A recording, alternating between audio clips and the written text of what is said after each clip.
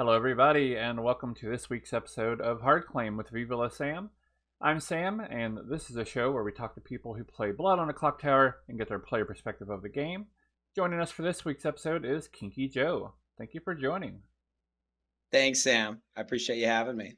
Yeah, no problem. So we have a script of yours up here that you requested, mandatory conscription. Kazali is the only demon, which is, I think, a fun concept. We pass out some tokens. You've drawn the Village Idiot token. So I guess there's two ways this could go, because obviously you could draw a token in the script, but not really start the game as that you could become a minion. But first, let's just explore if you were a Village Idiot. So I guess we'll say pick a player, pick a seat number. Sure. You know what? I like the number 7. Number 7. You learn good. Mm. So, if you and I were chatting on the first day, what would you claim? What would you talk about? Off. I would immediately do what you're claiming, and I would try to get that from you first. Phil, I'm claiming Village Idiot. Conversation. No! I'm claiming Village Idiot. I'm like, dang, this is really, really beneficial and lucky for us that we're both Village Idiots, and now we can coordinate because I absolutely trust you. Absolutely. From there, I guess I would try to chat with you, try to see if my information seems wrong. I don't just rely on my info a lot of times. Obviously, with Village Idiot having built-in misinformation, I would want to chat with you, see if you seem a little sussy, see if there's any reason why I would have gotten a good instead of an evil, right? And then from there, maybe take it to town, and I don't know, just out you if I feel like if you're a baddie, and I got that vibe from you. But yeah. All right, so yeah, the fun part about this script is there's Kazali on it. Are you the kind of player who hopes that they're turned into a minion? I'll tell you what, I get turned a lot on this script through no fault of my own. I think I get forced into this a lot. Now, this is not my favorite script, but this is what my server likes to just throw on. It's almost like a speed TV thing. And I'll tell you what, Sam, almost every time I get picked as some form of evil on here, either they meta that they're going to make me the boom dandy because like Joe's evil, and then it's like, well, don't kill him. Or I'm randomly made the Scarlet Woman to meta the reverse of that. But yes, very often I'm evil on here. Or they just leave me because I'm going to get pushed on as evil anyway, even though I'm good. So it's kind of the curse of running your own stream and kind of being like, quote unquote, the guy. The last time I played, I don't play on my own stream too often, but the last time I did, it was BMR. I was a Devil's Advocate, and Chambermaid picks me. And of course, I'm bluffing like a pacifist who doesn't wake. Ended up not going very well for me. But you get poisoned a lot too on night 1. Mm-hmm. Yeah. Oh my god! Like every time. All right. Well, maybe we'll give you a break, and we'll just say that you remain the Village Idiot throughout the game. Excellent. Good for all me. Right. Let me bring up my list of questions here. All right. So, how did you discover Blood on the Clocktower? About how long ago was that? Funny enough, a little tangent, minor one. I've been playing board games since 2013, longer than that, right? We've all played like Monopoly when we were kids. Right. And one of the first games I ever played was Coup. I don't know if you're familiar with that. It's like similar to Resistance. Yeah, super fun, right? Where you just lie about what you are, and people are going to call you on it. It's a form of BS. You can say that in your own head, viewers. But yes, that, and then I played Resistance, which takes more people most of the time to actually have a good game. And I was like, I didn't know that this type of game existed. What the heck is this? And I started figuring out more and more out there. Unfortunately, I ran into Werewolf, and I hated it. And I just recognized, okay, this isn't my vibe. I didn't like the player elimination aspect of Werewolf. So you know what I did, Sam? I threw that out of my life. I said, I'm never playing this garbage. This is trash. Then, years and years go by. 2020, I think it was 2020 when the Kickstarter came on. And the Shut Up and Sit Down. Completely ignored it. Didn't care. 2019, I think. 2019. Threw it away. I saw the Shut Up and Sit Down thing. I'm like, wow, they're just overhyping this random werewolf clone. I'm done. I didn't think about it for several years after. Randomly, I was in San Diego. I used to live in San Diego while I was in the military. And then I have friends. I go visit them down there. And we were chatting, and they wanted me to go hang out and do a game night. But it turned into a Blood on the Clocktower game night. This is in 2022 in like June-ish time frame. And I ended up going to the local group there. It's the similar one to Andrew Nathanson, who runs the Cult of the Clocktower. It's his group, and Samantha B. That's where they're all at. So I went and played over there. It wasn't their house. It was a smaller gathering. And I got thrown into it. I was kind of like, all right, I guess I'll play this werewolf clone. And I pulled the Saint as my first role ever. I'm like, well, this is silly. I just out my role, and this seems pretty simple. And then, everybody knows what I am. And I got killed on night 2, Sam, as the Saint, as an outed Saint. And I was like, what? These people stupid? What are they doing? They're just killing me? Like, I'm clearly a win condition for evil. My brain went so easy with that. I'm like, all right, it's got to be a newbie. Somebody has no idea what they're doing. And that was that. And I kind of tunneled on that. The game ended, and the demon was the most experienced player there, and I was mad in my head. I'm like, what? Why would he do that? And then I started to understand days later. I had to let it sink, We played a couple more games after that, and they were lovely, and I had a good time. But after that, I was thinking, like, how did he think to do that? And then I realized the meta, before I even had played my first game, already existed of, I was trusted because I was a brand new player who outed Saint. So killing me both won him some, favor from me, and pushed off of the fact that, I'm a good player, get rid of me, because I'm never a demon candidate if I'm that socially good. I didn't think about that at all. It blew my mind immediately. I actually didn't recognize that until maybe a year later after I got really into it. So that was the beginning of my introduction to Clocktower. Then I binge watched all the TPI stuff. So this was like July 2022, I mean. And then I ended up going to Gen Con. I was volunteering for Asmodee to run their Twilight Imperium 4 tournament that they had going on. And I went out of my way and I bought a really expensive copy of Blood on the Clocktower because I was like, you know what? I think I like this game. I bought it, binge watched it. I brought that with me to Gen Con with the Asmodee folks. And I randomly ran a game for everybody as part of the crew that was there. It's TV, did my best. And it was a blast. I was like, wow, this is really fun. So the third time I had ever played Clocktower, I was running it. And then I ran it for like 15 to 20 player games for like the next week. And it was so good. Like I was deep in the rabbit hole at that point. Yeah, I love that story. I feel like that Saint thing kind of shows, one of the best parts about the game is there's no one way to play any given character. And, one way to play the Saint is you could try to pretend to be somebody powerful and get killed tonight. Or even if it's on accident, you can go the other way and just try to get trusted and make it so the demon needs to kill you. Or, you can just end up looking suspicious no matter what you do and then get killed in Final 3. That's always an option. Life of the Saint, huh? Yeah. So what about this game hooked you that you bought the game after just a few times and wanted to play it and run it? Gotta be honest, I'm a little messed up in the head. I love lying to people, but only in a fun way. Like, I don't want to ruin anybody's life or anything like that. But I play a lot of bluffing games. I mentioned Twilight Imperium 4. That is almost a negotiation game, like a purely negotiation game. I'm not sure if your viewers are. I'm sure some are. The board game community is massive at this point. Yeah. But that's like a space opera, almost politically like space game. And you make deals in that game. And I have definitely screwed over some really close friends and some deals at the last second, both because A, it was funny. And then B, it helped me win the game. And everybody understands if it's going to win the game in a game like that, it's like diplomacy, I guess, is the easier comparison. If it can win you the game in that moment, then yeah, you go for it. In Blood on the Clocktower, it's got almost the same thing. And it's a weird transition because there's no resources, so to speak, in Blood on the Clocktower. You have social capital, right? You have your ability to lie to people. You've got information that you push out there. But you don't have things you're actively trading, and you don't have like weight or what would you say? Things that you can hold over other people in the same manner. But you do have that socially, and you have worlds that you can push, and you have more information as one team versus the other on what you can do. And for some reason, it just felt so good in a condensed form. I mean, TI4 is a 12-hour game. Blood on Clocktower ain't short, right? But it is super, super fun in that time that you're playing for that hour and a half to 2 hours to whatever time. BMR could be 4 hours. A mini game of TI4. I've had many rants about how it's important to keep the game under 2 hours. Even 20-player BMR should be less than 2 hours.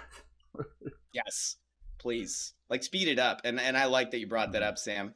I don't think we're at that point yet, but running games with BMR, you need to consider that. And I think your town will know if, hey, we're going straight to noms. Let's go. Yeah. Really, and think about it from a player perspective. In my experience, when the game goes on too long, people start getting more frustrated. They kind of like wear down because it's kind of and I think maybe this kind of ties in how you're kind of seeing the game. It's a performative game. You know, you're a character, you have abilities, you're trying to solve a thing or throw everybody else off from solving it. And once you've been doing that for like multiple hours, it just in my experience, it wears people down. They get more testy, and yeah, and I don't know. The game just plays better when it's snappy. You're 100% right. If a game actually, case in point, I'm not above it or below it at any point, and it's happened, and it will still happen probably in the future. It's about reflecting on it. But I mean, recently we had a player who actively was sinking kills, and it was very frustrating, as both a storyteller in one of the games and then as a player in another one, where it really seemed like that was what was happening. Like the game's not moving along. So it doesn't feel like things are happening. It feels like time is being wasted. And like you said, it can be just draining if you don't have the full solve and you're just sitting here waiting for things to end. It's just something about that I'm not a super fan of.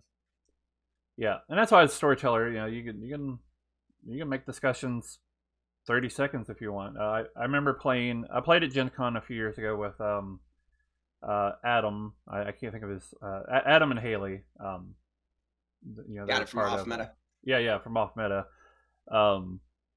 And that was a good first-hand experience of somebody who they've ran the game for many years, like pre-Kickstarter even, and they run that game quick, snappy. You discuss for a few minutes, then you go back to your seats and you discuss as part of town. So I've been trying to lean into that more, and I think the game plays better for it. Yeah. So it sounded like you played in person first. How long was it before you played online? Oof, that's a great question. So I saw that this existed online, right? I watched all the TPI stuff, and I was like, wow, that's crazy. I think even in 2022 they started to have the new app. I could be wrong. Maybe it was still the old app, and my brain doesn't work as well as it used to. I want to say it was 2023, like early 2023, but that actually sounds correct. Maybe like Marchish range, maybe. Okay, then the first few were like a Discord, like whatever it is, a mishmash of that. Okay, yeah, that actually sounds more familiar of it. And so getting online, I wanted to have my own thing. I don't want to play with random people for the most part. Now I don't mind doing that as just a fun change of pace, but I wanted my buddies to play with me. I used to host game nights here. I'd be honest, Sam, I'm a little bit of a board game addict. I've got like 600 board games. And I had buddies over almost 4 days a week to play board games, and I wanted them to try out Clocktower. And the easiest way to do that is to have everybody jump online at a given time. So I set up my own server for it, and it didn't go as well because you need bots and all this stuff that I'm not a big Discord guy. Still not, even though I've run my own thing now. Don't know what I'm doing on there at all. And I had them go on. We played it. It was fine, but it didn't have the same feel as IRL at all. So they didn't hang out. They didn't want to do that. So I at that point, I did go on the unofficial and I kind of messed around. I dabbled and I met random people on there. It was okay. Still a little bit different. I did have to change my name on the unofficial for a while. I guess I keep flagging the auto moderator with my name. I was like, you have Virgin on the script for Trouble Brewing and Kinky flags the moderator thing. Right. It's fine. I thought that was super funny at the time. Again, another reason that I didn't want to play in there. But the unofficial is great. It's a great resource for a lot of stuff. So over time, I found out there's other servers that actually have Clocktowering, which kind of also confused and blew my mind on that thing. But there wasn't a bunch of online Clocktower happening until maybe after ClocktowerCon 2023, where I met a bunch of friends that we connected really well. I found their server. They weren't actively playing like I wanted to. And that's where I kind of just converted my server into a bigger server that brought, people that I liked, people mostly that I met in real life or played indirectly or directly with on games. I would invite them in there, and then that's just how it kind of rolled out into our current situation where we just play constantly with each other. Yeah, cool. All right. Well, so let's say you've sat down for a game. You're not drawing a token just yet. How are you feeling, and what are you thinking at that time? Like, are you kind of like looking over a script, or are you just kind of, feeling everybody out? Yeah, it's a good question. Yeah, if it's like a new script, maybe I'll glance at it. If it's one of the base three, it depends if I'm blue or red on what I'm thinking about doing. If I'm blue, I'm probably a little sad. I'm like, man, I'm always good. What happened? If I'm red, I'm excited. I like being red. I don't even mind being the demon. I know a lot of people get that demon anxiety. But when I'm the demon, I start thinking of bluffs right away on how I would play that. If I'm a good player, I'm probably just thinking of the first player. I'm going to go gaslight. Maybe I marionette my neighbor just for a day or two. Nothing that's going to ruin the game for everybody. And then, have fun that way. But yeah, I don't get too deep into the specifics on a given script because Blood on Clocktower can be very fluid depending on what has even been put in the bag. Mm-hmm. I do try to think and meta what my storyteller put in the bag. I don't see why you shouldn't as a player. Honestly, you should think, try to read their mind, increase their skill level. If you can figure out what they're doing every time, they need to get better as a storyteller. And I like agree being challenged. Yeah. I was talking to Gambling about this, Sam. It's like a part of the skill level as a storyteller is guessing what your players are thinking and what they're going to do, and then working with that. You do get so we have this thing called token integrity. Token integrity is, to me, I prefer to try to do that as much as possible, right? And the way I can do that is by thinking of what my players are going to do, and then I move the tokens in that way. And then if things work out, I'm like, hell yeah, I did it. But other storytellers may wait for things to happen and then place things just so it's a fun game. Make it that way. It actually, to me, and there's nothing wrong with that. You can do that your way. It's fine. But it doesn't show your skill as a storyteller metaing your own players there if you do that. I know it kind of went off the whole like thinking about the script thing as a player, but in the reverse of that, I think the same way. That's mainly what I'm doing. Alexis is my favorite person to meta because I feel like I took Alexis under my wing to teach her how to storytell where she's at now. And so when she's running games, I've called out her BS almost like I think I'm batting 70% on calling out exactly what she's done in a given game. And I could see her smirk when I figure it out. And then she's like, dang it. But yeah, that'll happen. One of my favorite things I've managed to do so I had a player, he was a Vortox, gave him 3 bluffs. And we had a barista in play. And I gave a barista one to the philosopher, so they'll get true and healthy information. Well, he went Dreamer night 1. Well, guess who he picked? He picked the Vortox. So I showed one of the 3 bluffs that I had a feeling the demon would bluff because I know this player pretty well. It's kind of a 50-50, but I lean towards one. And he learned that or Vortox. True information. Dreamer goes up to him. Doesn't tell me he's a dreamer, or the philosopher dreamer. Doesn't tell me he's a philosopher or whatever. The demon claims the bluff that I showed. And now you got a confirmed player with true and healthy information. I don't know. That was one of my favorite stories of metaing my players and it working out. I bet that felt good too. Yeah. Because you're off the side, you're like, fucking nailed it. Yeah, and then of course, the first chance Evil got, they turned him into a Fangu and had him jump into an outsider. I'm like, what are you doing? Thus is SNV, Sam. That is the optimal play of SNV. That's the pinnacle. Everybody's turning into a Fangu and jump. Fine, whatever. Yeah. We'll make every game that. But that's an important lesson about you can the storyteller's there to let the players do what they want with it. You can make a setup, but you can't reasonably expect them to like, oh, if I do this, then they'll do this. They'll always do something different than what you expect. Every time. That's why Ben on TPI always says it's kind of like storytelling or DMing, right? Like running a game of D&D where your players are going to do whatever. And part of your job is to deal and work around whatever that is. Yeah. I do like to point about metaing because I always welcome players to meta me if they want, mostly because they're half as much wrong as they are right. So like, I don't think it's useful, but if it is useful, I think you and I think very similarly on these things because I've said if it is useful to meta the storyteller, then the storyteller should be adapting to it. Yeah, there's nothing wrong with like getting called out and failing to be one step ahead of your players. It happens sometimes. Hopefully both teams are still having a good game and they didn't just actually solve the whole game based on that. Hopefully it's not at that level of them figuring out what you're doing. I guess a good example of that is, what do you do with a lunatic? This is always a fun thing for a storyteller. Does the lunatic on a game, on a script with a magician, we'll say, just to keep things at least somewhat usable, do they get in play bluffs? Do they get out of play bluffs? Do they get demon bluffs? Are they going to see a minion, a demon, something like that?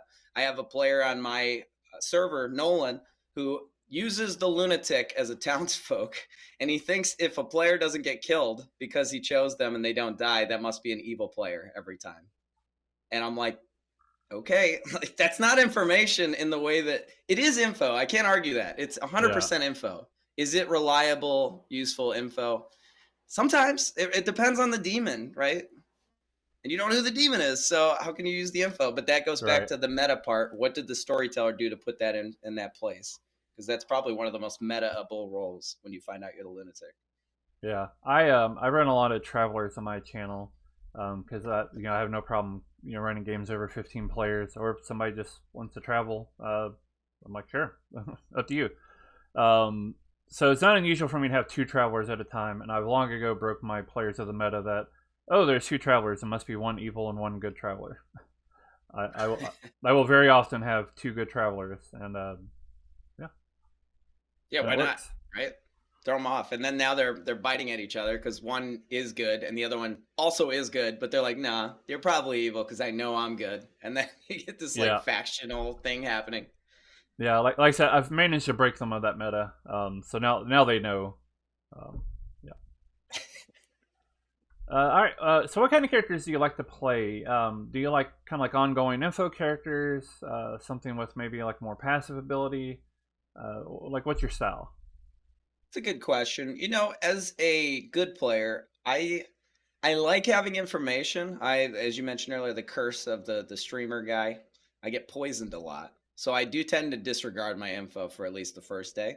Then I've had to basically lie about my role more often than not, so that I can hopefully throw off poisoning somewhere else. Oh yeah, I'm spent. I used it.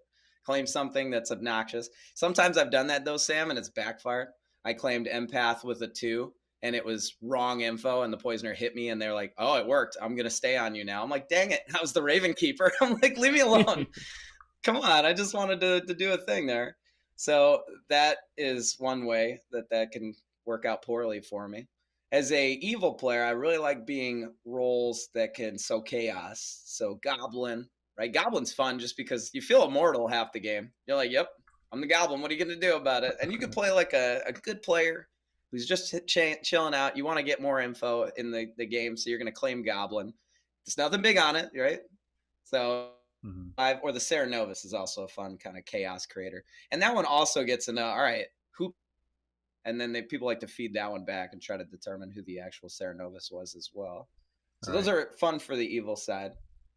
Now, that's just for playing. I guess if it's like script, I always think of it this way, Sam. Like, what are my favorite roles to play? What are my favorite roles to script build with? And what are my favorite roles to storytell? And those are 3 different answers every single time. Yeah, but that makes sense. The playing ones, those were probably the answer for that one. That's why I find I always struggle doing like a top 10 list or anything like that, because those would always change my mood for each day anyway. But yeah, there's a lot of different ways to look at characters, which is basically just another way to say I agree. Are there any kind of characters you prefer to avoid in this game? That's a good question. I do think I'm not a fan of the Huntsman, mainly because I just think it's not that fun. You get one-shot ability rules as written. I know a lot of people, and myself included, use the Huntsman asterisk, where you run it night 2 onward. But again, you get into the bootlegger range. And honestly, even that one doesn't do that much. It's still just picking. So that one is probably one. And again, it's not a terrible character. It just doesn't do much for that. There's some fun you can have with it, but it just feels like people are going to think you're a minion right off the bat because it's a free bluff for them half the time. And it's just not that exciting. Outside of that, I don't mind being basically any role. I guess being an outsider that, like a Hatter Barber type thing, can sometimes be a little stressful because you feel like, hey, maybe I should just die day one. It is a meta, it's an optimal thing to do. You get it out of the way. You're no longer a problem for the game, and people solving for a barber swap in Final 5 is insanely hard. So I'd say that's probably what I'd lean into, is not wanting to be those, because it does feel like the right thing to do is to die. Now that changes if a Fangu's on script, right? Now I'm playing like, hey, I'm just hanging out because I might get turned into the demon. Yeah, but yeah, I try to avoid those ones. That's why those are such a good combo together on S&V. Yeah. Oh yeah. Oh yeah. I do have a little bit of a spiel about Huntsman. Do it. Bring it. Because I know you have quite the script with the Huntsman featured on it. That is true. So I see Huntsman not... So the ability to be able to potentially change a damsel, I see that as kind of a bonus ability. I really think the Huntsman's ability is more just simply knowing that a damsel's in play. Because what really all of town needs to do is help cover for a damsel. And if you've ever played Herald Holt's Revenge, this is especially true. Because, the damsel's probably not going to die. The easiest way for evil to figure out who the damsel is because everybody is just kind of openly claiming their role by the end of the game. And the damsel's the one still being cagey or claiming a demon bluff or just otherwise not adding up. A huntsman exists to know that a damsel is in play and can help cover for a damsel and help encourage other townsfolk to cover. That's my view of it anyway. So yeah, that's fair. That's a good perspective on it. And honestly, it gives one more player a reason to... I guess the biggest protection for a damsel is also looking like a damsel half the time. And it does lead to players looking evil. It leads to a lot of minion shenanigans in reverse as well. But yeah, I could see that. That seems interesting. Nina has a fun story about claiming damsel the entire game as a damsel and never getting guessed. I always think that's fun.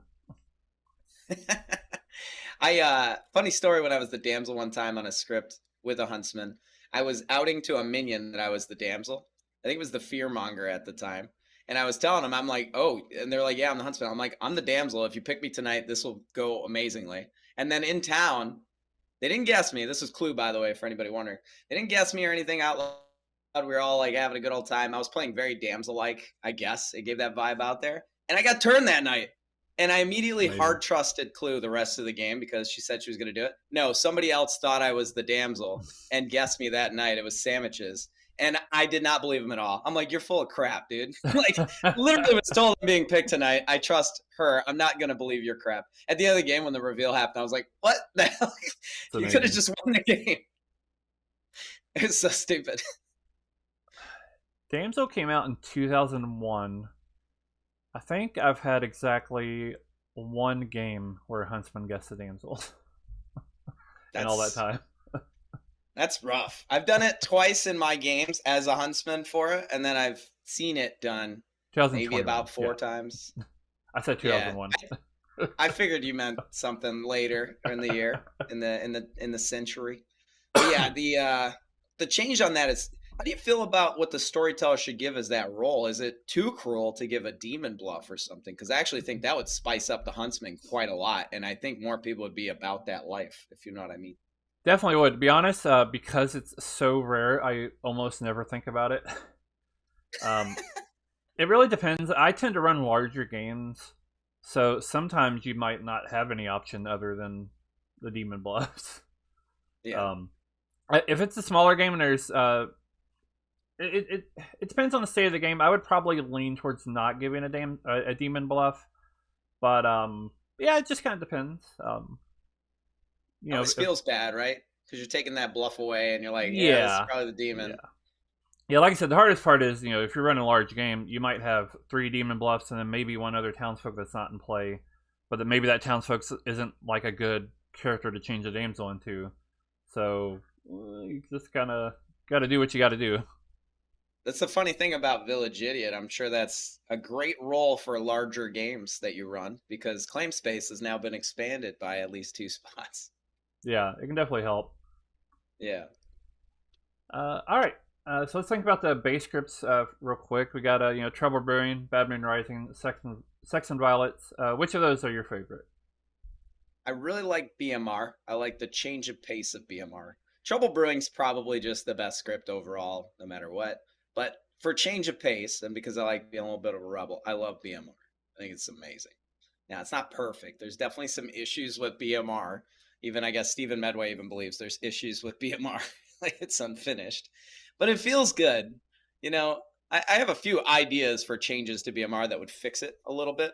But I do think that BMR, as is, pretty dang fun script with the right crowd. It's probably the one that takes the most experience playing Clocktower to appreciate what it does for the information on that script, because the information is so indirect.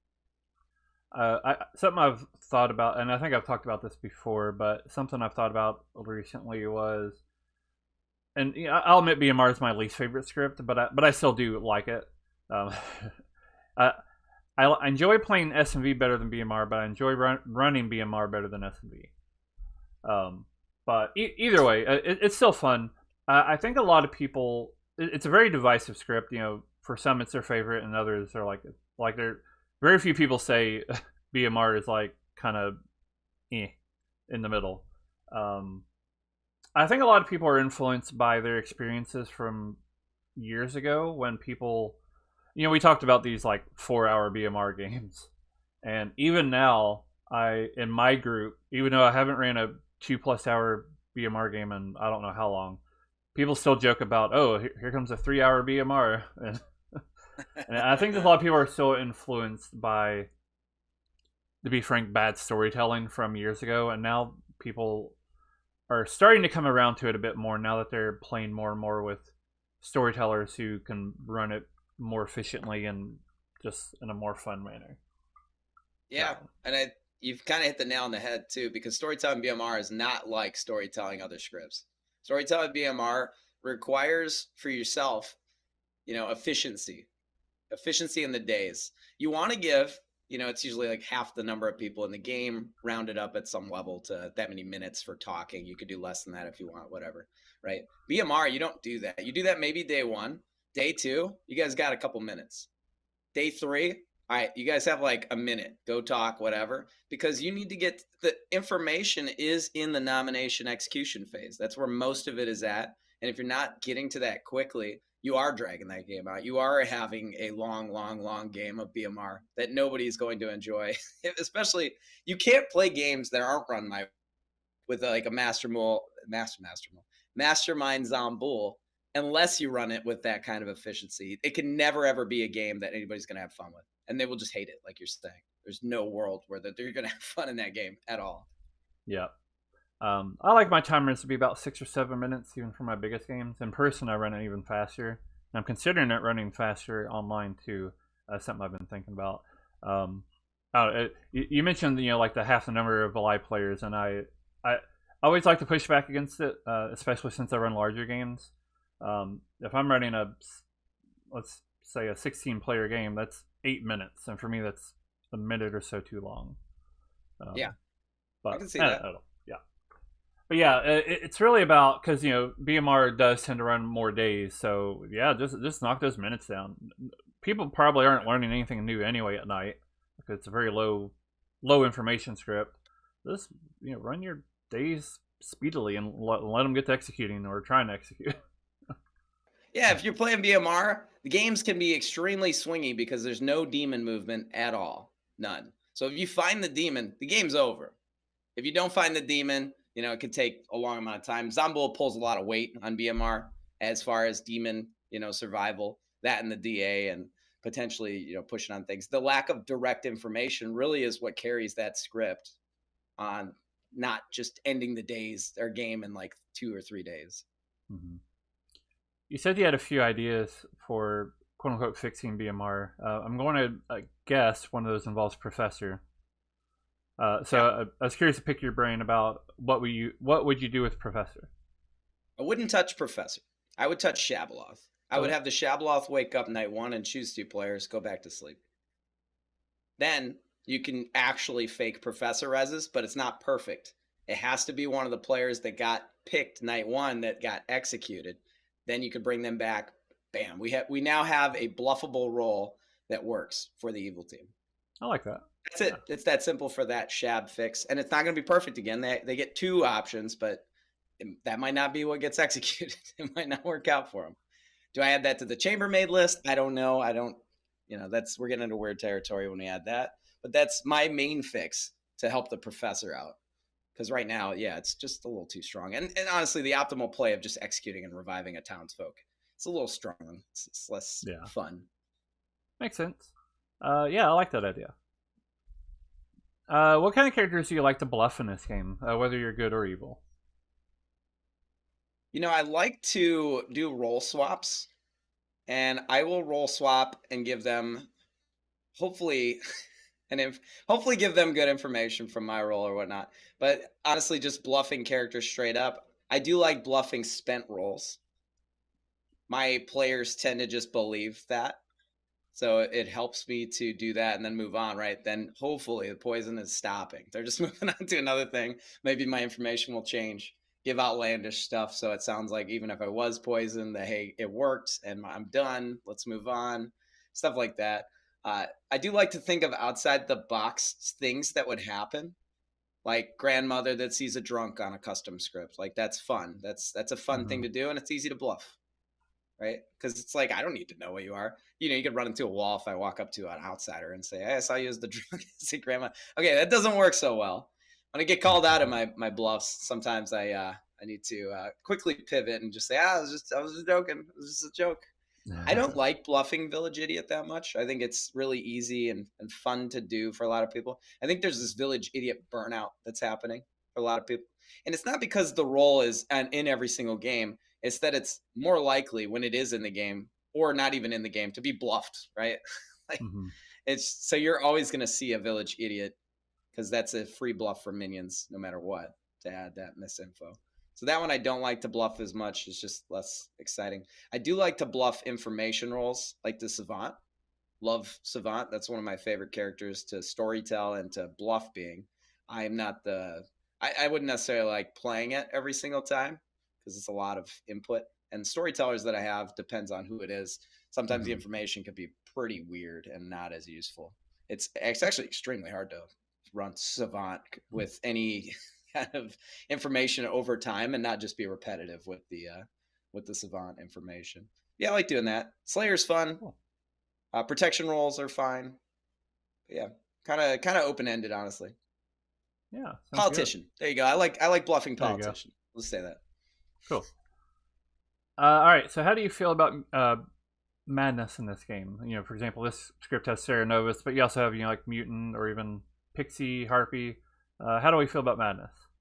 I love madness. I have PSA, I think, for storytellers out there. I think you guys are too soft on madness. I think you guys are a bunch of wimps out there, and I think you need to punish it more. If I am making somebody Sarah Novus mad as something, I expect them to say that role. And I understand it might sound like they're Sarah Novus mad. That's okay. I wanted them to be mad about the role, not about what the role is role playing. Yeah, if I make you mad as the damsel, I don't want you to be like, yeah, I don't know. It could be anything. No, you're the damsel. Otherwise, I would have chosen a different role. So I'd like you to tell people you're the damsel, not pretend that you're the damsel. That's a big thing for me. For the mutant, mutant's super fun. I know Dave B, big mutant guy, likes to just claim it.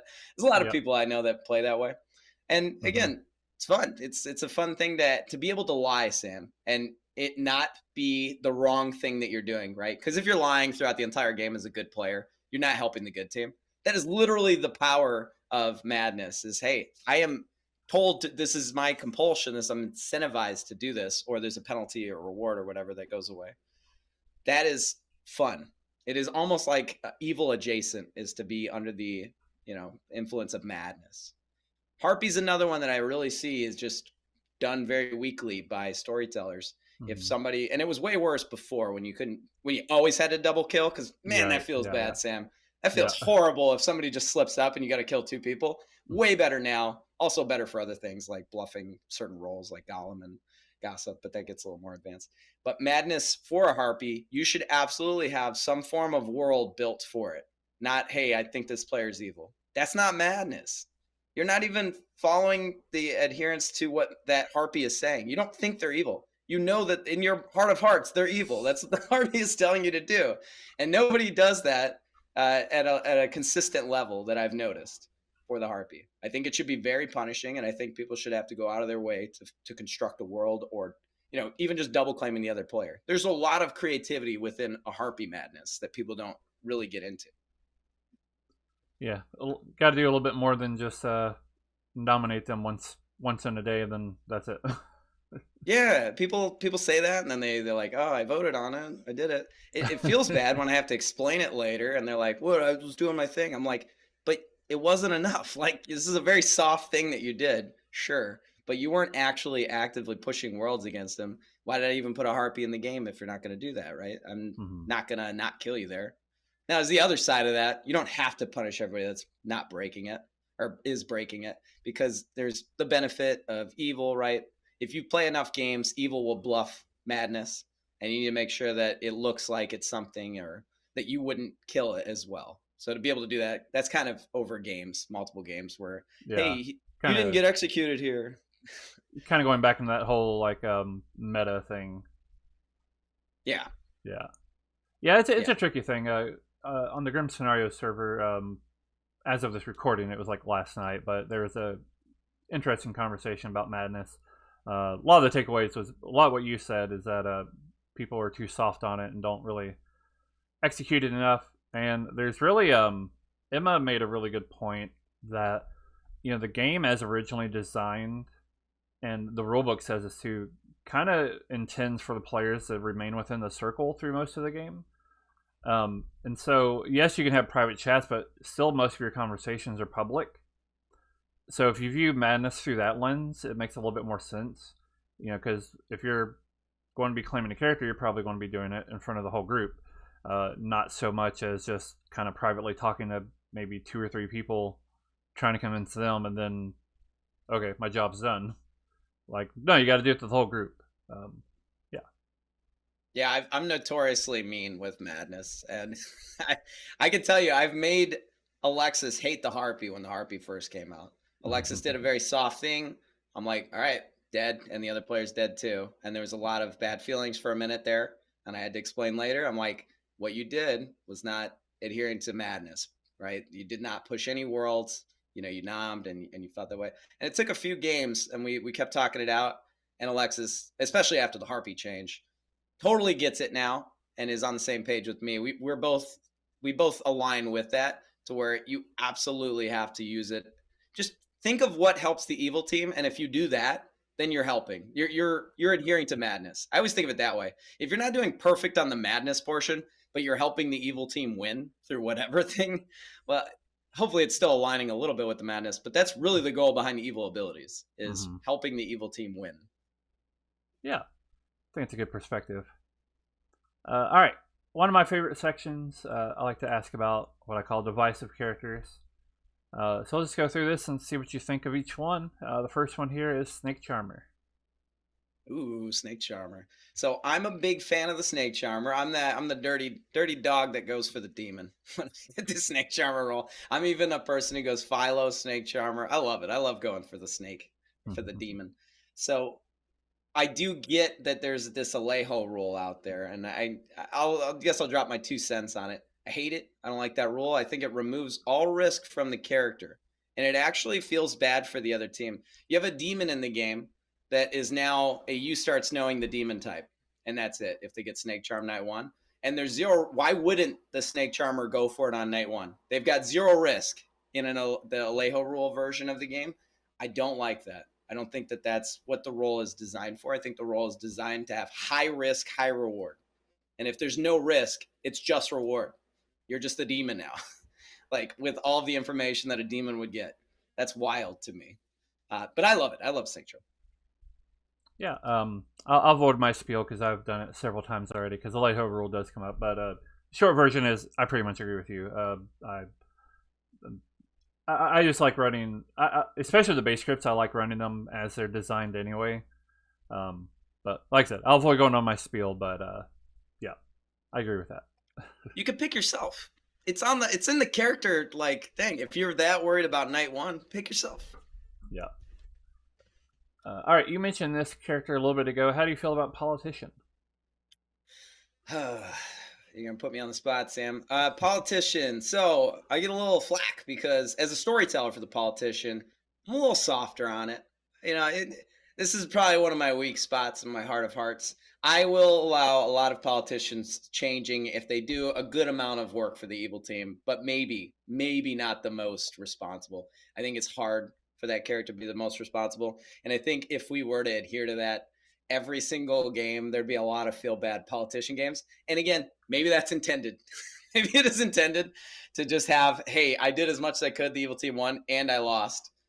Okay. I mean, I get it. We had a really, really good one. I think this weekend, actually, a politician on this script bluffed fishermen, and they bluffed it. Their information was trust all women or something. It was really funny. And one of the women in our game was the demon.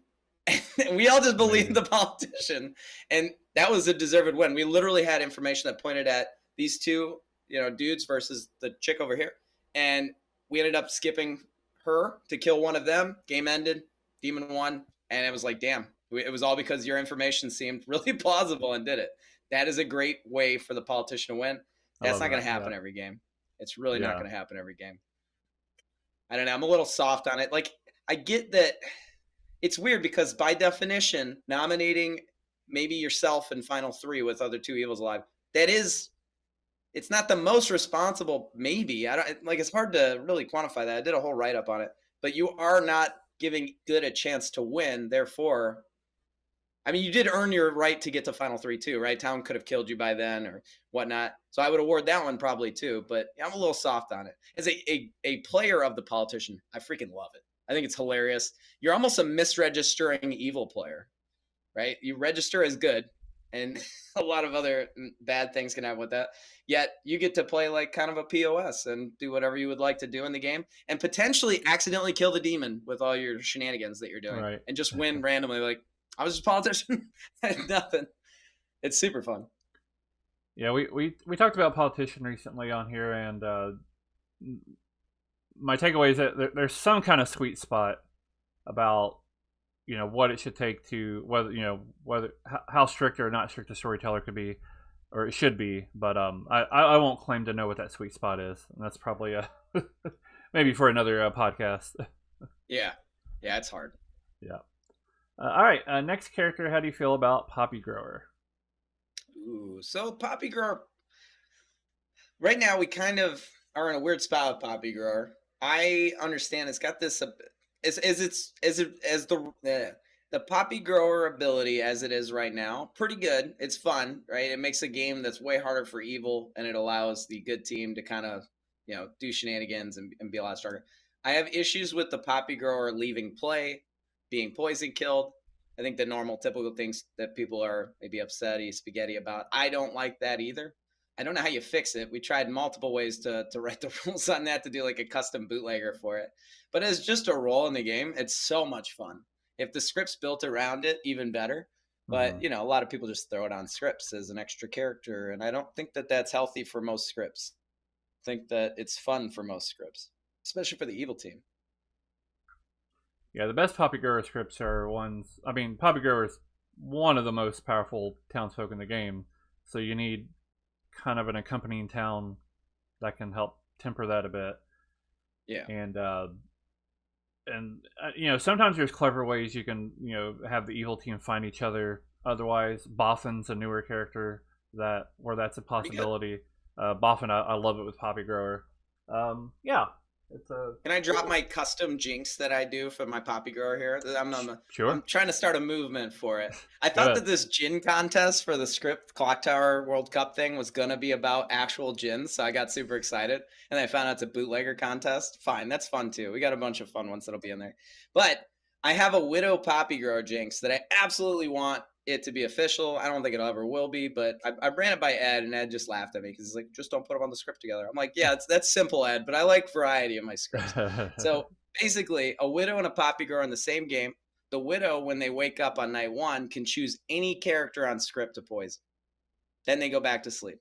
They can choose themselves in that moment as well, right? No Widow call goes out. The jinx is what allows the widow to wake up and see the grim, even if they're poisoned, because it's part of the djinn. The other jinx that already exists, right? The one where you wake up the poppycock, yada yada.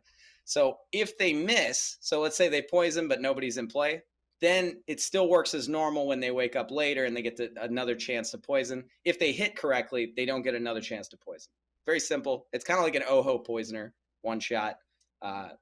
With a second chance if you miss terribly. But it does give you the ability to sync it, which is insane that you can't do that right now. Yeah, that's fair. When I first started playing Clocktower, there's a little bit of back and forth as to whether or not a widow poisoning themselves would effectively keep the call from coming out. And of course, we know now that they settled on, it keeps the call from going out. But that was sort of a interesting moment in time. How do you feel about syncing widow calls versus not syncing widow calls? Because I'm always thinking that's like the least optimal thing you could do. Sometimes that's fun, but honestly, I'm on the fence of always poison somebody. Yeah, I suppose maybe if widow's not built well into a script, maybe it makes sense. Assuming a script's built well, I would assume that, well, for starters, it's just kind of boring. Yeah, but that's actually a great point. That matters, the fact that it's boring or not. Yeah, well, I respect anybody's decision. I have players who, when they're a Snake Charmer, exclusively pick themselves and nothing else. It's boring, but it's completely valid. I never judge them for it. Well, I mean, I guess I judge it as boring, but that's okay. I judge everybody, Sam, but I judge them with love. Right. First love. But I presume with a well-built script that a widow poisoning somebody else is going to be the most interesting and useful thing of the ability. Now, I have seen some scripts where widows comes into play later in the game, and I guess this goes back to script building. But if you don't want to let Tal know that, hey, now there's a widow in play halfway through the game, which can prove a lot. Maybe you want to poison yourself then. Maybe not. I don't know. I agree with that. And I think you're right. You said the fun side of it. Plus, as you mentioned, if your storyteller put a widow in the game, they likely set up the Grim in such a way that you're required to help your demon, or you guys will probably lose. I always punish my widows. I show them the entire setup, how I plan to do all the first night info and everything before I give them the Grim. And a lot of it's going to be really mean because the widow is an insanely strong character. I'm like, pick your poison, literally. Pick which one you want to not screw your team because everything else is going to come down on you. You have all the information. Mm-hmm. All right, let's go on to our next character here. How do you feel about Heretic? I wish more players were open to the Heretic. It is quite a doozy to just have on scripts. I've ran a lot of Heretic games. I ran a Stormcloud Heretic during like Halloween, which was interesting. You got to have a really specific script for that. I find it interesting. I do think it feels bad for both teams. If you got players that are really hoping to have a fun game where one side can win through their ability, sometimes the Heretic says no to that, right? If they're just being quiet and the demon gets killed day 2, well, that's nothing really they could do about it. They were doing their thing when they're trying to stay there. That can feel bad. Sometimes the fact that the evil team can bluff Heretic is a little bit rough for the good team, but it's part of the game, and that's hard to also follow. I played a script where there was a spy. I think it was a spy that registered as a Heretic to a librarian when I was playing it. I was like, well, that's cruel. That's insanely cruel. But I get it.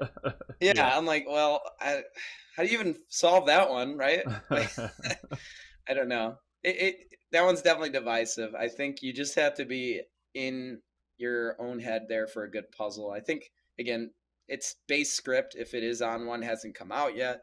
So I'm sure that we haven't seen some of the more interesting ways that it could be combined with other characters yet that will make people appreciate it as a outsider. Yeah, I presume it's going to be on the same script with probably like Goblin and Damsel, maybe King and Choir Boy. Yeah, that makes sense. Yeah, that'll be interesting. So this coming week, which as of after this is, by the time this is aired, this will have been some time ago, but I'll be running a Grim Scenarios has a list of custom scripts that they recommend and there's one by FM Jason called "Okay, but Hear Me Out," and it's a Stormcaught Heretic script, and I'm very curious to see how that goes. Basically, it's a solo little monster script, and there's a bootlegger rule that they can't give the demon, the little monster, to a dead player. So they'll know that a heretic is in play or not, but if it is, they need to try to put the demon on somebody who'll get executed. Really curious to see how it plays out. Yeah, that actually sounds interesting. I have to check that out. Yeah, they speak highly of it, so yeah, I'll be excited for that.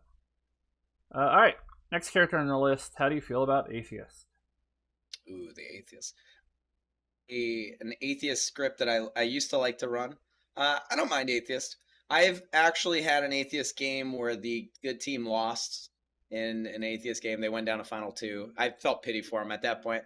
I tried to make it as solvable as I could. I've run silly Atheist games. I've run Atheist games that were really try hard, where it's like, all right, you need to find out if there's actually an evil team in this game to win. Nothing super crazy. It's just here's all the stuff. Should be solvable based on the fact that you've lost all evil worlds that could exist. Now win it. And they both have their own flavors to it. Honestly, a lot of my players, it's a gimmicky game when it happens. I like gimmicky games sometimes. I just ran one the other day that was really funny, and it posted on my YouTube called True Moon. You've seen the Truman Show? Mm-hmm. So we true mooned Mooney on there. Basically, everybody in the game but Mooney got the Atheist token, and Mooney received the the demon token. And then I told everybody, hey, we're just going to pretend this is a real game and Mooney's the demon. You guys figure it out. You're the minions. You guys can do anything else. Here's what's in play. Here's the bluffs. Figure it out. And it went so well. It was hilarious. At the end of the game, she was in Final 3 stressing out because she had her own lunatic, I think. And the lunatic was starting to get smart on her. Right. And she's like, no. It was really stressful for her. And then when we did the reveal, she's like, what the hell? She didn't know. It was really, really fun. And she had a blast. Alexis is lucky. She left the game like minutes before, and I was going to run it on her instead. But it ended up being really, really funny. The TPI stream did a 24-hour like charity stream, and which they did like an auctioneer thing where people can donate to add a secret character to Trouble Brewing, and it just keeps growing and growing and growing. So I woke up and they were getting ready to do the last game, and they were going to do a big 20-player game. I was like, I could travel into what is probably going to be an Atheist game. And it was a lot of fun. It was a starting Atheist game, except the Alchemist Wizard wished for there to be an evil team. So that was the whole thing. It's up on TPI's channel now. It was a lot of fun, pretty wild. But I love that. Yeah, that's the rare case, because I've seen games that don't start as atheists but become an atheist. I'd never seen the reverse before. Oh yeah, so I ran a game and I was really, really tired. I got kind of forced to run my script was it 2 years ago at PAX? So I think it was Milk was there, Ryback was there, a couple of other familiar faces, Alexis and a lot of my homies. And we were playing an atheist game, or not atheist game, just a normal game. And Nolan's crazy, but he turned himself into the evil atheist as a pit hag. And evil was crushing. I believe Ryback was the demon. Maybe I might be misremembering it. And they literally did not get Ryback on the block, and they got somebody else on there. And then it was like outed at that point. And then there was one nom left, and they nommed me.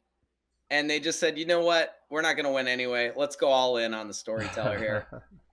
And at the end, I revealed that the good team had won. And I'll tell you what, Ryback, I think it was Ryback, got very mad. not like mad in a mean way, but like, what the hell? And the whole good team was going nuts. It was hilarious. So the evil atheist is hilarious. It's so silly. Amazing.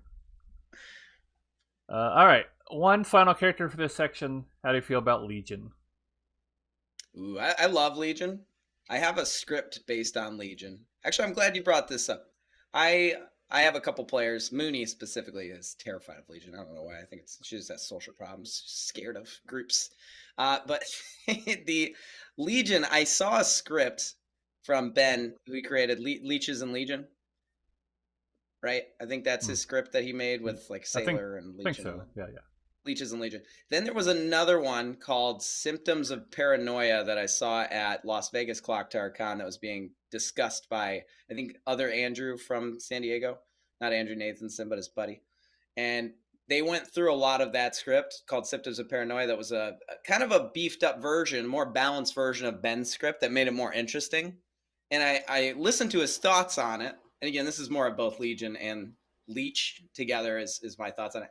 And what he went through, and I didn't think about this at the time when I played it, because I played Leeches and Legion a few times, but it was whatever. In a Legion game, good players do not want to kill themselves at all. Like, it's bad for that. That will literally lose you the game. And in a Leech game, good players do want to kill themselves because they're more than likely the Leech host, because it's useful for the evil team to do that, so they have evil abilities. So putting them both on a script together creates this dynamic where if it's a Legion game, you have to solve for that. Well, then I never want to die. But if it's a Leech game, I absolutely am okay getting to that point where I need to die. My issue with the scripts that were put out previously is the extra execution survival on those scripts. That is, in my brain, it broke it. I think I actually played it at Clocktower Con 2023. I think, yeah, it was Melk was there with Samantha and Ben was running the game. And there was a sailor that survived execution in a Legion game. How do we ever kill that sailor? Right. Never. We're never going to kill him. Ben didn't kill him. Like, there's nothing we can do. So that felt horrible, and that stuck with me for a long time. And then, fast forward to the Las Vegas thing, and I thought about it, and I was like, you know what? I'm going to create an entire script that's based around Leech and Legion with no other execution survival. And it really opened up my eyes on Leech. Leech doesn't need execution survival. That is their ability. You've already gotten one extra life. Like, good for you. Demon shouldn't get executed anyway. And that was your thing, is you survived. Cool, you're not a Leech, but you did survive. In that script, it works perfectly like that. I've never had like a terrible game on it. It's always been fun. And it's because Legion exists. Legion allows all of these other worlds where people are hesitant on voting. Evil Team can create that world where there's people who are just, double claims and such, just throwing them out there because they're safe for the most part. You got expendable minions, and then you've got the Leech. It's not that big of a deal to do that. And if you can get to final 3 and look like a Legion in a Leech game, you just won. So I love Legion myself. I do think people build Legion scripts in a unique. I don't like the way a lot of you guys build Legion scripts. You guys put loud minions on there a lot of them, and that's not going to help with your Legion world. If that's not the focus of your script, fine.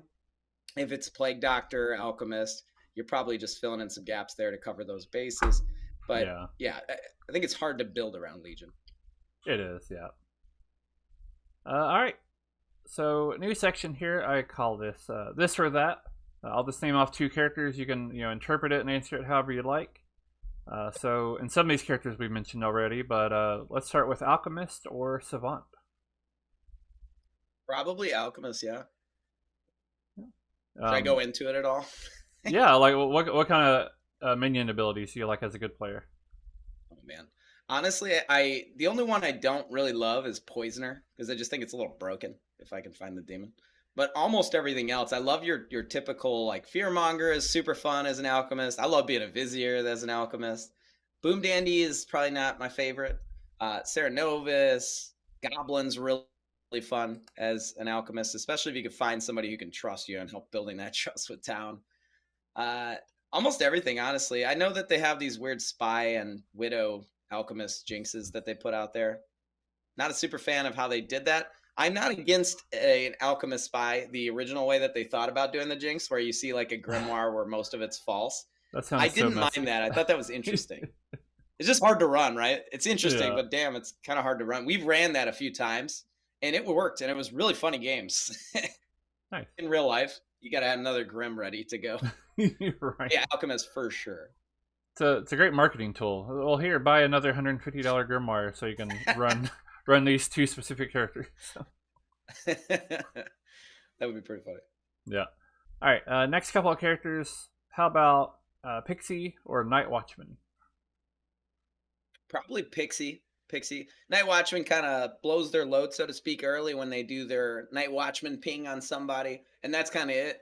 And your goal at that point is to pretend you're not the night watchman so you can stay alive longer, and then somebody will come out later. Hey, that's a confirmed player, yada yada. Now that Yeah. changes recently, Sam, with the Zon. I absolutely love the Oh buff yeah. and Zon Yeah. night watchman combo. So good. So it's pushed me that way.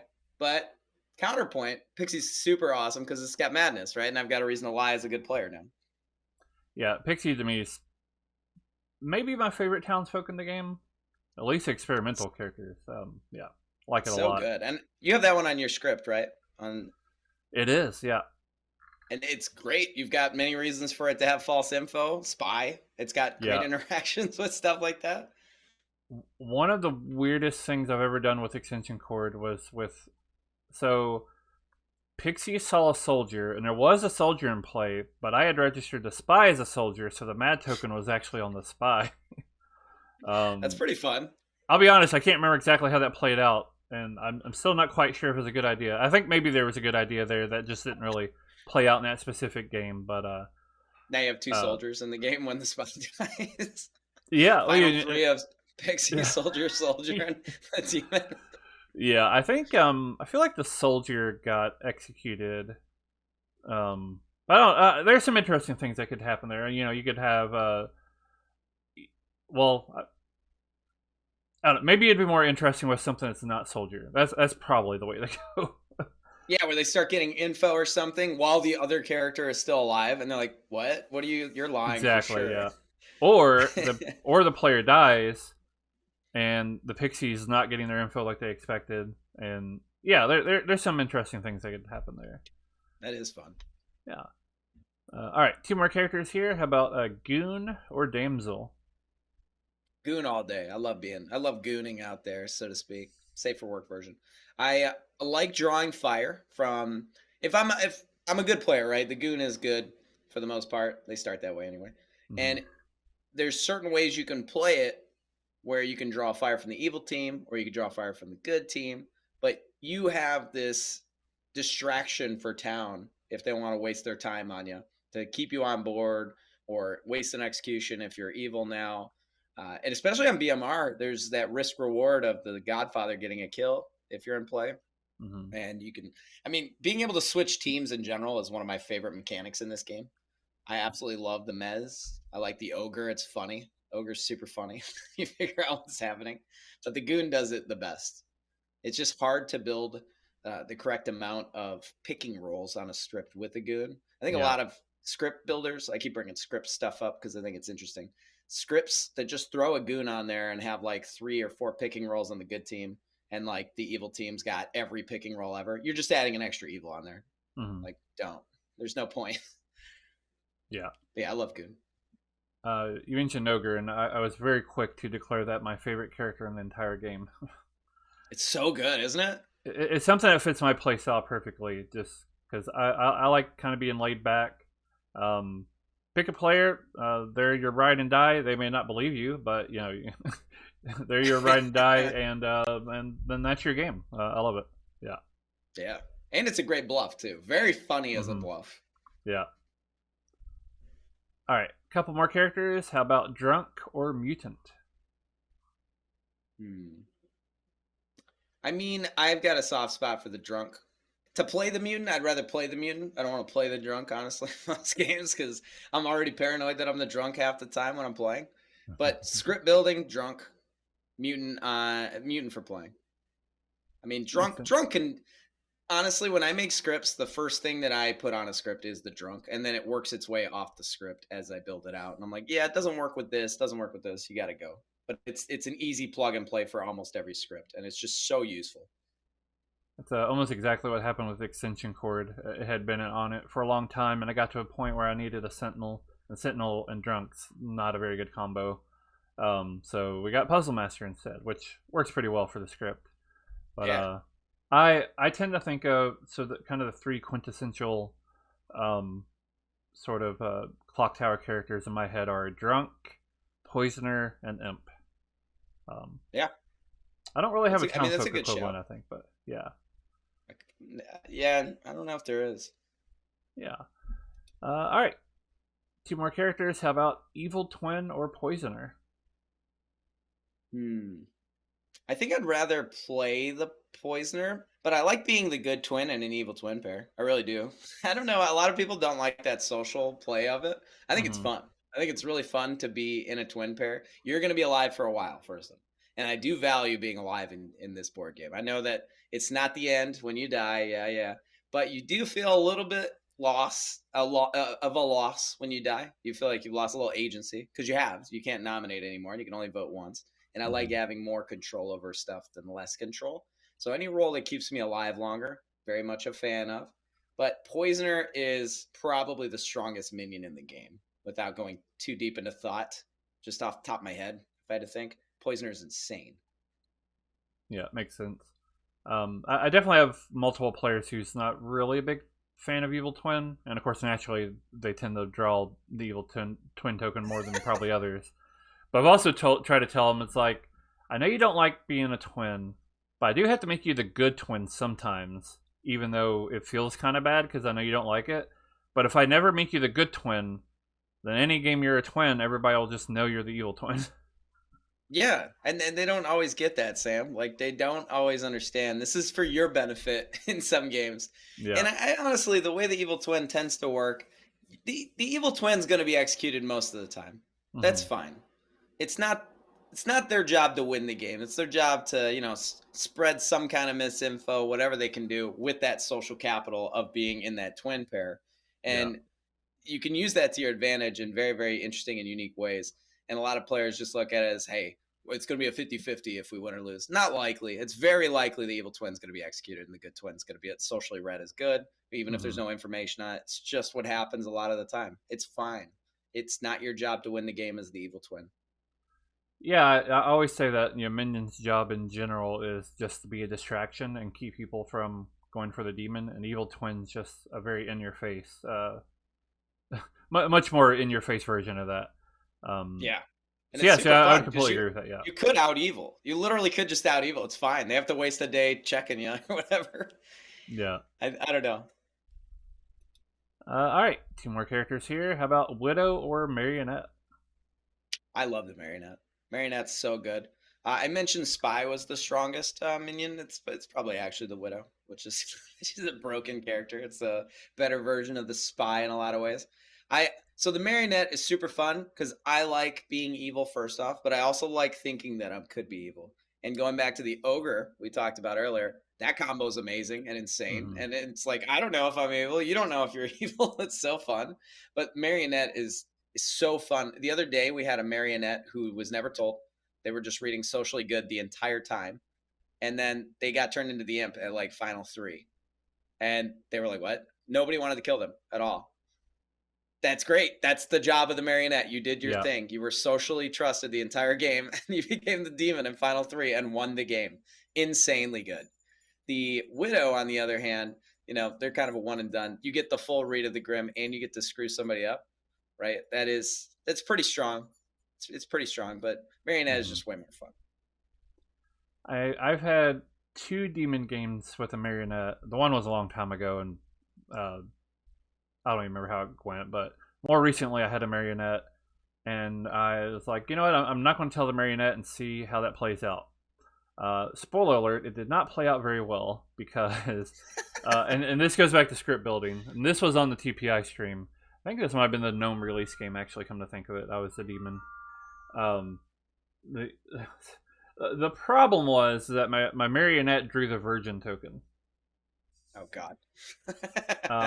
So that did not work out. And I was like, you know what? I'm going to hold true. I'm still not going to tell him. He was executed, then I was executed, and then I think my Scarlet Woman is executed right after. So... Jesus. I have a bad run in reveal games on the TPI stream. That actually just happened to me, yesterday or the day before when I was... Yeah, I wasn't told that I was the Marionette. Apparently it was whispered to me. I gotta be honest, I got a bad habit of not reading that little text box every time. And I was solving the game. I found it was my neighbor. I didn't think twice about it. It was a version of, strings pulling. Different version of that we call half-baked, where it's like pies baking, but it's got an ogre instead of the butler, which I just think is so fun on there. And I solved it for my neighbor, and I'm like, let's kill her. It's great. It'll be easy. We'll pull it on there. And then the game ended. I was so excited. And then I looked down, I saw a little text box. I'm like, oh no, oh no. And I lost the game as the marionette. I didn't even notice at first, by the way. They revealed all the good characters coming up, the 2 evil that I saw. And I was like, uh-oh, wait, there's no spot for another minion here. What's going on? It's the reveal. And I'm like, no. Did not love that. But it was funny. Yeah. It was fun. That was the idea. Who cares, right? Yeah, I know it's not everybody's cup of tea, but yeah, I don't know. I think it's interesting. Yeah. Yeah. All right. So next couple characters, we got Fangu or Riot. Fangu all day. I hate Riot. Riot can be deleted from the game. Thanks. Don't like it. I actually appreciate the attempt at fixing it recently. I think all it's done is make it worse and longer. Now you have to play 3 days of the game, more or less. But these are very, very like extreme opinions. Just saying. I love Fangu. I think it's great. It does a lot of work with what it has in its little toolbox there. I think from a script building perspective with the Fangu, it turns all of your outsiders into mutants, right? Almost all of them will never claim. That's an insanely strong thing you could throw on a script as a Fangu. Or try to get themselves executed day one. Yeah, depending on the type of players they are, they're going to run away and get out of there. But yeah, for the Riot, I have not had... It's not that it's not a fun thing. My biggest issue with Riot is the nomming. The nomming on who noms first and whatnot. It's completely arbitrary. And like, it's what is this, a dexterity game all of a sudden? Whoever can speak quickly. I don't love any of that. If they figure out how to make that nice and organized, like a boom dandy type vote for who gets first nom or something. I don't know. It's even worse now because the first day nom is a normal nom. The second day nom is a normal nom. So how does the third day go? Usually, sometimes it'll end on day 1 or day 2, which again is not optimal. But when I'm playing a Riot game, I kind of want it to go fast. And this day 3 thing, who's nomming first? It's random and it's I don't know. I just don't like it. Fair enough. All right, 2 final characters here. About Shabaloth or Oho? I hate the Oho. I said Riot was bad. I think Oho is worse. 2 for 2. I think Shab's pretty interesting, right? It's got its place. The Regurge thing is really fun. The Oho itself is a demon that feels like you're hand-holding the players if you're playing it correctly. If you're playing it like a mean storyteller and sinking kills and whatnot, it's an even worse demon than any other demon that exists. There's nothing good about the Oho. You're either carrying the Oho to victory by killing the exact right character every time, which is how you absolutely probably should run the Oho, because that's its only ability. Or you can gimp it by, sinking kills on it and then having it have a horrible game, and then it gets killed eventually because it's not doing its thing. You can do everything an Oho does by being a better player. That's my opinion. If I could figure out and sometimes I want to kill Sam. I'm now an outsider if I can't choose Sam because I don't know his role. Like, what is my ability now? It's terrible demon, in my opinion. I do like that they added the multi-kill to it, though. That is interesting, and I tried to build a script for it, and then immediately after that, the Yaga Babble got dropped, which does everything the Oho does and better, except for, It's a little weirder on how it actually functions, but it accomplishes literally everything the Oho does. All right. Well, fair enough. All right, so one final question here. So looking at your script here, which of these characters would you like to be in real life? Ooh, in real life? I'm sure all my friends are watching this like, he picked a drunk, didn't he? No, come on, guys. It'd be cool to be a chef, honestly. I'm a terrible cook. I could make some mean sloppy joes, some spaghetti, some tacos. That's kind of the limit. That's where I top off. It'd be really cool to be a chef. Fortune teller would be sick too, because then maybe I know the lottery numbers. Make some money. A virgin. There we go, Sam. Nice and chaste. That's what I want to be in real life. Take me back. Go back in time. All right. So there you go. All right. Before we go, is there anything you'd like to plug? Sure, I could plug. So I'm part of Kinky Clocktower. We run streams on Tuesdays at the exact same time as Scrim Scenarios, unfortunately. It's at 7 p.m. Tuesdays. I also have a side thing that I'm doing, a script building podcast called Script Tease. It's sporadic when that gets released. I've got a lot of personal stuff that's happening all at once, so it's hard to get those episodes out. You know how it is, Sam. You record things, you put them out, it takes a while. Similar for me. because it takes me quite a while to get that prepared, and I want to put high quality stuff out there. So that'll be whenever it comes out. It's on the same channel, so it really doesn't matter. Other than that, I don't know. I like to go to conventions a lot. I love them. I go to almost all of the big ones: Origins, Gen Con, PAX. I'll be at Decepticon this year, which I've never done, and Las Vegas Clocktower Con I've done the last couple of years. I'm not sure if I'm going this year, but I'm definitely going to Clocktower Final 3 Con. It's now called, so I'll be at that one, and maybe some other ones. I don't know. I'm running out of vacation at that point, so. But yeah, I like IRL events. I'm in the Midwest, so I drive to Origins, Gen Con. I basically drive to all these. I don't mind driving 12 hours for a convention. Big fan of that. Excellent. But yeah. Yeah, Mia and I will be at Final 3 Con. I'm very excited for it. I went in 2023, missed last year, but real excited to be there this year. Heck yeah, let's connect for a game. Yeah. All right, well, Kinky Joe, thank you for joining. Thanks, Sam. I appreciate you having me on here and grilling me, making me say some extreme opinions on here. Absolutely. That's what we're here for. The extreme. Yeah. All right. Thank you all for watching. We'll be back next week with another episode of Hard Claim.